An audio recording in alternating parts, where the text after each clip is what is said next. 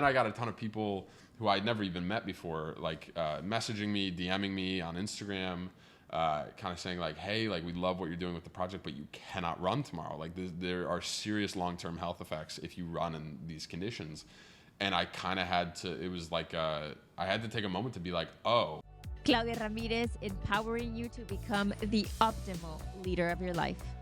Let's turn on the Mindset Mic. Hello, hello, hello. Welcome to episode 45 of Mindset Mic. I am so excited today because, as you know, I've been telling you we're going to have guests, and you understand now my concept of gutsy behavior. And so I wanted to start off by saying that today I'm here with Kenny. He has an amazing story that I know you're going to be so inspired by. Kenny, thank you for being here. Thanks for having me. I want to start off with this question. What has inspired you to run 7 marathons in 7 days? Yeah, so a lot of things. The goal of the project is to educate people about environmental advocacy and activism. I'm an environmental activist, and I'm also a marathon runner. Over COVID, I became obsessed with kind of training for marathons and running, and I wanted to be able to take all this time and this energy that I was dedicating towards, running these marathons and training for these marathons, and be able to combine it with my other passion, which is environmental advocacy and environmental activism, and kind of fighting, for climate justice, and combine the two and dedicate all this time and energy and put it towards, kind of working towards actuating change, take both of my passions and be able to work them together and create this project, which has been super exciting. We did it last year and it was super great. The idea for the project itself actually came, I heard about this marathon runner in Australia, this woman named Urkana Murray Bartlett, who ran 150 marathons in 150 days. And like when I heard that, like my brain exploded. It was like it altered my brain. I had never heard of someone doing more than like one marathon at the time. When I heard this, I was, somewhat of a new runner. And so hearing that, I was just like, I didn't even know that was possible. I didn't even know that had been done before, that it could be done. And so hearing that kind of, put it in my mind, like, what could I do? Like, could I do a 10th of this? Could I do 15? Could I do 10? And, I was working with my partner, Mila, at the time, and we kind of settled on a nice 7 in 7 days. And then titled it A Week for the World, kind of coinciding with the environmental activist theme. And so it kind of worked out that way. But yeah, I was extremely inspired by Urkana Murray Bartlett. She did her project raising money for the Wilderness Society, and kind of, putting that project and those marathons into making good change for our environment. And so that was really cool to me, and it was really inspiring, and I kind of wanted to follow suit and do this project because of it. I love it. It's so inspiring to me because I've never heard of 7 marathons in 7 days, a week for the world. And so just like she inspired you, a runner in Australia, quite far away, I mean, God knows who you're going to inspire within our city and in other areas. It's not as impressive as 150. No. It's not even about that. It's the fact that, like, I always go back to this concept that, I mean, maybe you don't know about it, but I call it gutsy behavior. And it kind of just emerged one day doing the podcast, and I was like, something about gutsy, and I was like, we're going to call it gutsy behavior, And I was like, wait, like, that's actually a thing, and there are so many people out there doing big things, and that is what this is about. And it doesn't matter if it's 150 or 7 or 1, and it's your journey, and it's the fact that you're doing something that is absolutely extraordinary, and that just inspires overall. Whether it was with running or something else. And so let me ask you this. How did running start on your journey? And I ask that because I know that you're an avid runner. We met at Fleet Feet, and we see you running all the time, or biking or doing something. However, I know that a lot of people growing up, running was used as punishment in different sports. And I always wonder, how did you get started? Was it the only sport you've done? Like, that was my case. Or is it just something that came later in life? What did that look like? Yeah, from a very early age, I was very inspired by my dad. He was an avid runner. He was running all his life in high school, and then for the rest of his life. And he actually ended up doing a bunch of Ironman in his day. He did 6 of them in 1 year, actually, and 2 of them back-to-back weekends. And he got really, really into training for Ironman. And so from a very early age, I kind of saw how passionate he was about running and fitness and like ultra endurance events, and it was always something that I held very closely to me. I ended up not really taking running very seriously. He did sign me up for all those like kids triathlons. I did a couple of those, but it's not something that I really ever kind of took, for myself and pursued, personally. I ended up rowing in high school and college, and so like you said, running for punishment, that was a big part of rowing. Right. When we would do land days, it was running. But it was something that I was nostalgic about because I knew it was so close to my heart, and my dad was so passionate about it, and our family in general kind of takes running very seriously. So I always wanted to be fast, but it was more so, I would say, over COVID. I stopped rowing. I got a little bit more into running, and then for a Christmas present one year, I signed my dad and I up for the Chicago Marathon. We're both we're from Chicago, and he had never done a marathon outside of an Ironman, so it was like something that I think he even said he was waiting for, to do a marathon alone with his children. So I was like, okay, let me get him this gift and sign us up for the Chicago Marathon. And it was 2020, so it got canceled, and so we deferred to next year, which was honestly better because it gave us more time to train.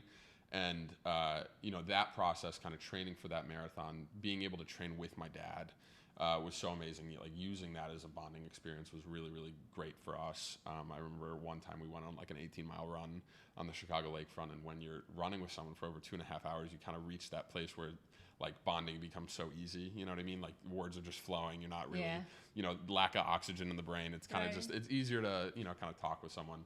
And I just remember that was so fun. Not that me and my dad have a hard time talking, but it was just, an added benefit to be able to run with him and to kind of practice something that he's so passionate about, and being able to do that with him and then run the marathon together. That was just such an incredible experience. And I'm really grateful that we had the chance and the opportunity and the privilege to be able to do that. But yeah, I would say, from a very early age, my dad really instilled the passion for running in me. And then I ended up living abroad in 2022 in Italy, and trained for the Florence Marathon. And that was when I kind of started to take it seriously for myself. And since then I've been running, almost every day, and it's become, a big part of my life. But I would attribute that to my dad. Yeah. I love that. Yeah. It's so inspiring. I think it's very special, and we often, or we as in like myself sometimes, or others, we take for granted being able to bond with our parents like that, because not everybody has it, or not everybody has the opportunity to go out and run with somebody who's special to them, and a loved one. And it's something that, relates. I relate to it because for me, I grew up running because my dad was a national champion in Mexico, but he was a hurdler and a sprinter. Okay. And so for me, I grew up wanting to be this like little mini, Usain Bolt or, Sha'Carri Richardson.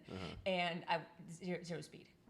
Yeah, no, I mean, they would just bump me up to like the 800, 1600. I was like running the 2-mile 5K. And we were able to bond through the diversity of the sport. Yeah, totally. And it's something that still connects us now. And Absolutely. So I love hearing about somebody else who had that similar story, and that you get to do it now, because I feel like running is a lifelong journey. It doesn't stop at a certain age. It doesn't stop at a certain grade level. You can keep on doing it. It's the beauty of the sport. What has been, or what have been, any mental moments, challenging moments in your life? And I mention this because a lot of times people struggle with running. People say, oh, I'm not a good runner, or I don't like running. And although, again, to each their own, I believe that there is a big mental factor involved. And I feel like once people are able to shift their mindset or overcome those mental barriers, they can do it. Have you ever had any of these, or what has motivated you to keep going? Like, what keeps you alive during the run, during those challenging times? Yeah, absolutely. I mean, I'm a sicko. First of all, I love the long distance stuff. I mean, that's something that I think I've definitely had to work at. There's a lot of mental challenges when it comes to running a marathon. At the very least, running a couple miles, or 7 marathons in 7 days. I don't look at this as like, I do think anyone can do this. I don't want to place this as an expectation on anyone else and be like, you can do this too if you do this and overcome your mind. It's kind of like, I obviously know that my material conditions have afforded me the ability and the privilege to be able to kind of pour this energy into this project, into being able to train. And as much as there have been mental barriers, I do think, having the the privilege and the luck to be able to have this passion in the first place has been the biggest thing. Yeah, and I would say for me, it's more so of it's mentally harder not to train like this. I don't know what it is about me, but it's there's something in my head where it's if I don't get to run a specific amount of miles in the morning, it's a lot harder. It's a much heavier load to bear for the rest of the day, and it's kind of like a curse. Like I need to do this. It's way more mentally challenging not to run for me, and I think that also stems from the privilege to be able to have this passion and this fire to do this in the first place, and the accessibility. Like I live right next to Central Park. Not everyone gets that opportunity, and to have the accessibility to run outside and to have the time to do that. I'm very fortunate. But obviously there have been mental barriers, and that's something that comes with the sport. But yeah. Love that. Yeah. I think not everybody acknowledges their privilege. Yeah. And even just yesterday, I was at Central Park, and I think it was the first day since being here for 3 months that I went just to be. Yeah. I'm always there to run, to record, to film, to something. And I just sitting there, and I thought, this is my backyard. Like, this is insane. We're very lucky. It's like people even have to take, even if it's like one train stop. Yeah. Fine. Yeah. This is like literally our backyard. Yeah. And it just gives you a different dimension of appreciation. What was the moment that for you fell in love with the environment, with being an activist, that you realized the importance of this? Because I think that it's a very key moment in our life for those who have it. And I see it in you. What sparked that? How old were you? Where were you? What was the event that made you see this is something that we need to pay attention to, we as a collective? Yeah, that's a great question. I think it also kind of stems from my ability to be able to kind of spend time outdoors and have the accessibility to partake in outdoor sports like running. And then later in life, understanding that not everybody has that privilege and has that afforded to them without thinking about it. I think understanding that the environment and being outside has become a luxury is so like wrong in my mind. Like it should be easily accessible and affordable to everybody, and it's just not. And that was something that was really kind of weird to me. And then also just growing up, this generation, I think we're so exposed to kind of climate anxiety and climate fear, and seeing the people who are in power in this world, the things that they're doing with the power and the privilege that they have is something that's deeply disturbing to me. I think the more I learn about it, the more furious I get, and the stronger the fire grows in me to want to make change. I think, it really coincides with my passion for running. You know what I mean? Like, as much as I'm passionate about running, I see the things that I'm able to do that other people aren't, and I see the areas in which I run and see how they're affected by climate change, and see how they're affected by pollution and climate destruction and environmental degradation, and that's just something that really makes me want to make change and pour my energy into actuating that change. I love that. I think that for those who are in a position of privilege, in any capacity, it is our responsibility to do something about it and say something about it. We watch a lot of David Attenborough at home. That is like the equivalent of us watching anything else. We watch David, we watch all of the Serengeti, all of the Blue Planet, and the oceans and everything. And it gives you a different sense of awareness of what we're doing. And it creates more of a intention behind our day-to-day. Absolutely. And what we're doing with our lives and how we impact. And for me, it creates a different mindset. And I feel like if we have any privilege in anything that we do, whether it's the environment, what we have access to, who we have access to, the education that we have access to, it is our responsibility to share with somebody else who doesn't, and to preserve it and to create a space for that as well. Absolutely. What do you hope that people get out of this? Like, what do you hope that is something that they are inspired by? Like, when it's all said and done, a week for the world, 7 marathons in 7 days, you did it. what do you hope people walk away with? I want to use this project to inspire people the same way that I've been inspired by like grassroots environmental movements and small scale environmental activism. The thing for me that really kind of gave me hope is that you're never too small to make a change. You know what I mean? There are people out there who care so much, who are willing to expend so much energy and time for this movement and for this cause. And I've seen it have real profound effects. Right. You know, even just one person going out and talking to people about it.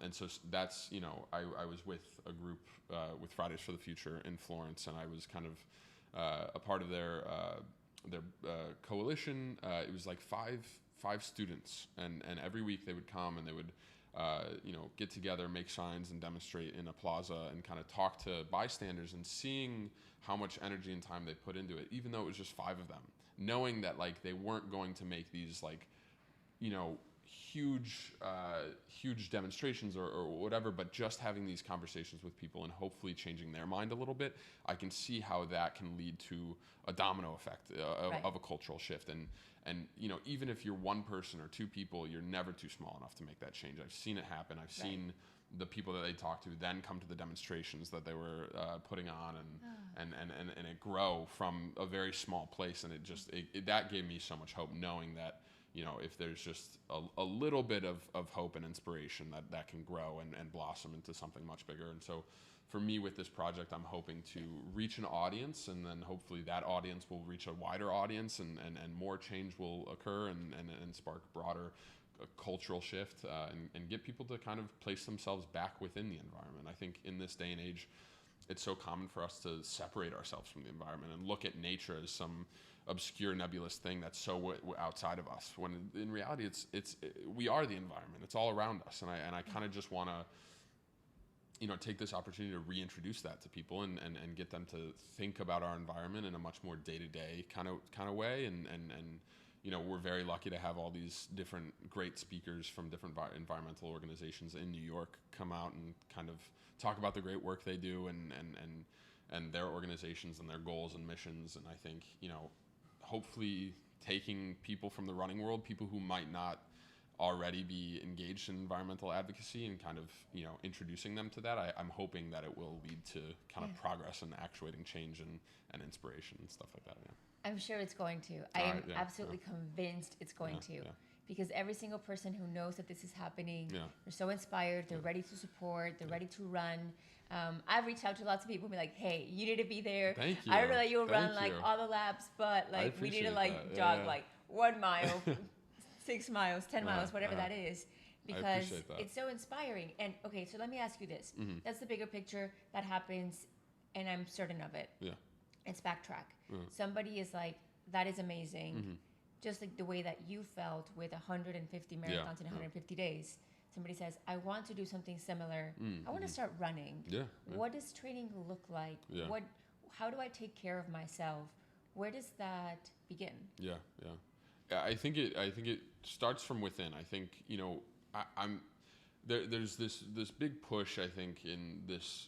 There's one aspect of like the fitness and running world where it's like you got to be a hardo, and you got to do 100 miles, and you can't sleep, and you got to lift on the same day, and all this stuff. And I think, you know, while obviously, you know, for some people that has had positive effects, I think for a vast majority of people it really alienates them. And I think kind of starting from a place within and understanding, you know, having grace with yourself and allowing yourself time and patience to grow, and understanding that, you know, someone's milestones and expectations might not be the same for you. I think everyone is individual, and if you're going to compare yourself, I think, you know, that's you're setting yourself up for failure. I think you got to take it day by day, and you got to start within yourself. You know, if it's getting outside, period, you know, start with that. If it's going for a walk, if it's, you know, training for a half marathon, everyone's different, and I think you got to, you know, talk to yourself and start within yourself and understand what your goals and limitations are.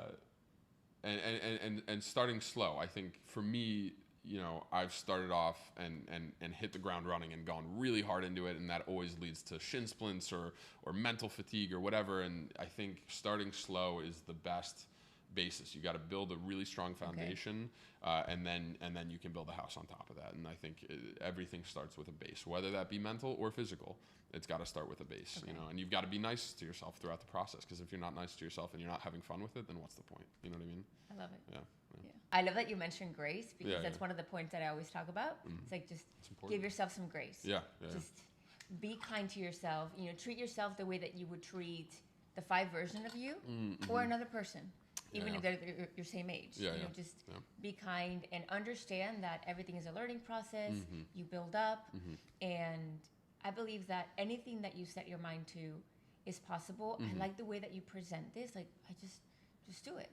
And I'm over here talking about mindset and, you know, this and this and that, and you're like, no, you just do it. You just make a decision, right? It's kind of what I'm perceiving, and I like that, because it comes down to that, but it does start from within. I do agree with that. To finalize, let me ask you this: what would you tell the person who is ready to be the optimal leader of their life? Yeah, wow. I mean, that's a really good question. I would say, I don't know what I would say. I'm still asking myself that question. You know what I mean? And I think what I would say is it's a day-to-day process, and it's you know, there's going to be ups and downs. There's going to be ebbs and flows. You're not going to feel like a leader all the time. You know, there are people who have you know, positions of power or in positions of leadership who probably doubt themselves a lot. And I think I want to relate it back to having grace and having patience with yourself, and understanding, you know, what that means for you. What does being a leader mean for you? I think you have to define that first, and I think you have to understand, you know, what kind of role you're willing to take on, and what kind of position is most beneficial and fulfilling for you. Defining that first, and then understanding how to get there is an internal process. And I would say also have grace and patience with yourself, and understand that, you know, if you're trying, that's, I think, the most important thing. Absolutely. Yeah. I like that. Having patience with yourself, grace with yourself, and trying. What has been a gutsy behavior moment that has gotten you to where you are right now? Yeah, that's also a good question. I would say, you know, having the idea to do this project has been the most pivotal thing for me. Like that inception point of being like, I am going to do this, I am going to organize this thing, has, you know, sparked a chain reaction into so many other opportunities. I didn't know at the time that I set out to do this project, you know, a year ago now, for the first year that we did it in Chicago, that I could do it. You know, I had just finished my second marathon ever, and I was feeling good about myself, maybe a little too overconfident, and being like, oh, I could do 7 of these. You know, if I just go a lot slower, I could totally do 7 of these. And then, you know, the weeks and the months leading up to the project, I was like, can I do this? Like, I actually have no idea if I can do this. This year, I'm lucky. I've had a lot more training. I'm feeling a lot more confident than I was last year. But I think just kind of being like, I'm going to set my mind to it, I'm going to do it, and I'm going to kind of figure it out along the way. That was very gutsy for me. I don't recommend it, because I was really scared, and I you know, I got injured a little bit, but it, you know, I would take, you know, making that decision and going through with it than not any day, because it's been a wild ride, but very fun. Yeah. Well, this is just spiraling more questions. Because, okay, hold on. So you're doing this was it last year you said?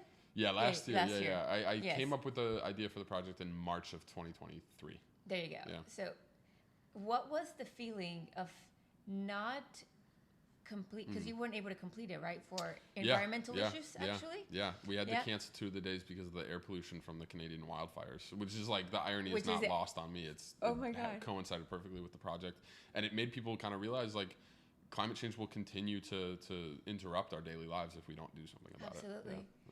What was the drive when you had to interrupt that big goal milestone?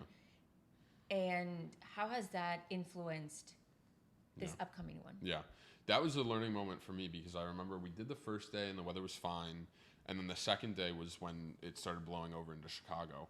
And I still did the marathon, and there were a bunch of people, you know, my girlfriend Mila was kind of telling me, she was like, you know, the wildfires are really bad. Can you not feel the air today? And I was like, No, like I think I was so headstrong and my mindset was so on doing this project that I kind of wasn't going to let anything get in the way, even if it was, super bad air pollution. And I did that second day, and I remember just feeling like awful after. I was like, I don't know why I feel so bad. I don't know why like my chest hurts. It just wasn't good. And then I got a ton of people who I'd never even met before, like messaging me, DMing me on Instagram, kind of saying like, hey, like we love what you're doing with the project, but you cannot run tomorrow. Like there are serious long-term health effects if you run in these conditions. And I kind of had to, it was like, I had to take a moment to be like, oh, is my long-term health and safety maybe more important than just doing this marathon? I think the goal of this project isn't for me to do these marathons. It's to raise awareness about climate change. And there was a moment where I was going to just run it anyway and kind of be like, oh, I'm going to do this. And it's about the marathons and kind of taking a second to think about it. I was like, it's not actually about the marathons. It's about why I'm running the marathons. And so that was a big moment for me and a big kind of realization point. Even though it was a hurdle, it became a really cool moment to kind of progress from and to think about why I am doing this project. And it's been the framework for the project this year, is to kind of put the environment in the forefront and take people from these environmental justice coalitions and put them at the forefront and talk about the work that they're doing. And even though the project was about environmental justice last year, I think my mindset wasn't in the right place in the start. And I think it was really important for me to have to cancel those days to kind of reevaluate and recenter and refocus the goal and the mission of the project, and not let my ego and not let my selfishness and get in the way of that and run for whatever reason that was not necessarily because of the mission of the project. And now you feel prepared, you feel ready, you're excited. For people to support you, can you tell us when this is taking place, where, what they can do to support if they're in New York or not? How can this come about? How can we get connected? Yeah, so I'll give you a little spiel. So A Week for the World, 7 marathons in 7 days, is happening in Central Park, June 9th to June 15th. We're starting every day at around 6 a.m. in Columbus Circle. We're going to have like a little tent and an aid station there. And I'm assuming that every marathon will take about 4.5 hours. So we're probably going to have our speakers. We're going to have speakers from different run clubs. We're going to have different personalities and people from different environmental justice coalitions come and talk around 10:30 or 11. And it'll be informal. They'll be there. You can ask them questions. They're going to kind of represent the work that they're doing. But if you can, come out to the project, run with me, bike with me, rollerblade, whatever you want to do. Come spectate at the aid station, meet the people that are going to be helping us. We've got a really great 7 marathons in 7 days team that's going to be helping us throughout the project at the aid station. But yeah, it's about getting people out into the park, getting people engaged with environmental advocacy, talking to the people that are coming, running with me. I'm going to need the moral support. But we're doing this project in tandem with fundraising for Sunrise Movement, which is the youth-led climate justice organization that we're working with. Their whole goal is to combat climate change by igniting young organizers to advocate for environmental policy while fighting environmental destruction and environmental racism. And our goal is to raise $25,000 for them. So the fundraiser is in tandem with the project itself and the marathon. So if you can, please donate. You can go to our website, aweekfortheworld.com, or our Instagram. We have a link tree on our Instagram, A Week for the World. And you can donate on there and learn all about how to come out and support the project in person. Oh, so beautiful. Look, 7 days. If you're in New York, you can't tell me you work on Wednesday because it's going on for 7 days. No, it's amazing. I'm so excited. I'm going to be there. Thank you. I don't know that I'll run every single marathon with you. That's fair. But fair. If you don't mind, I want to tag along for a little bit of it throughout the week. And you have all my support. We're going to add all the information down below, from your Instagram handles to websites, any donation links, anything for people to get involved. Thank you so much for what you're doing. Thank you for having me here. This has, for me, given it and I'll just be selfish when I say this, New York has completely transformed my life. I came here 3 months ago not knowing a single soul. And I've met wonderful people who are very gutsy in their day-to-day. And you are one of them. And the fact that you decided to come on, it means a lot. And I just want to say thank you, because Central Park is my backyard, and I wish more people could enjoy it. But not only in Central Park, but around the world. And what you're doing is going to make a difference. Thank you. So I thank you appreciate so that. much. Yeah, that means I a lot. admire you. You inspire me a lot. Thank you. You really do. Thank you very much. Thanks for having me on here. This has been great. Yeah. Thank you. Yeah. Amazing. Well, okay, if you are listening, make sure that you send this to somebody who you know can also do big things. If you are on the receiving end, just know that the person who sent you this is saying that you can do that big thing that you're thinking about. And they believe in you. As always, keep being the optimal leader of your life. I love you, and I'll see you in the next one. And have gutsy behavior. Yay, let's go. Here we go. Sweet. Now we got it. Third time's a charm. Yeah, exactly. Everything happens in Exactly. threes Yeah. or sevens. Yeah, exactly. Okay.